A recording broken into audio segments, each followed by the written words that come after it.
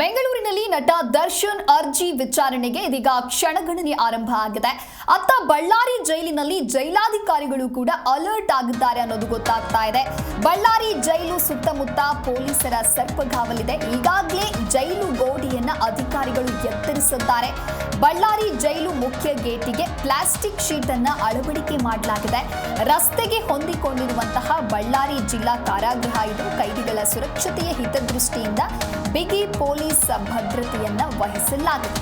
ಒಂದು ವೇಳೆ ಇವತ್ತು ನಟ ದರ್ಶನ್ ಅರ್ಜಿ ವಿಚಾರಣೆ ನಡೆದು ನಂತರದಲ್ಲಿ ಏನಾದರೂ ಬಳ್ಳಾರಿಗೆ ನಟ ದರ್ಶನ್ ಶಿಫ್ಟ್ ಆದರೆ ಇದೀಗ ಮತ್ತೆ ದರ್ಶನ್ಗೆ ಸಂಕಷ್ಟ ಎದುರಾಗುತ್ತೆ. ಹಾಗಾಗಿ ವಿಚಾರಣೆಯಲ್ಲಿ ಏನ್ ಆಗುತ್ತೆ ಅನ್ನೋದನ್ನ ಕಾದು ನೋಡಬೇಕಾಗತ್ತೆ. ಬಳ್ಳಾರಿ ಜೈಲಿಗೆ ಶಿಫ್ಟ್ ಮಾಡುವಂತಹ ಒಂದು ರೀತಿ ಕೆರೆ ದಡ ಆಟ ಅಂತಾನೆ ಹೇಳ್ಬೋದು.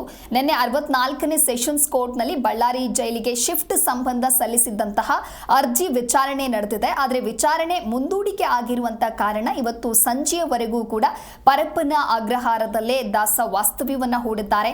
ರೇಣುಕಾಸ್ವಾಮಿ ಕೇಸ್ನಲ್ಲಿ ದರ್ಶನ್ ಮತ್ತೆ ಪರಪ್ಪನ ಅಗ್ರಹಾರ ಸೇರಿದ್ದು ಸದ್ಯ ಜೈಲುವಾಸವನ್ನ ಅನುಭವಿಸ್ತಾ ಇದ್ದಾರೆ. ಆದ್ರೆ ದರ್ಶನ್ ಅನ್ನ ಬಳ್ಳಾರಿ ಜೈಲಿಗೆ ಶಿಫ್ಟ್ ಮಾಡೋದಕ್ಕೆ ಜೈಲು ಅಧಿಕಾರಿಗಳು ಇನ್ನೊಂದು ಕಡೆ ಮುಂದಾಗಿರುವಂತದ್ದು.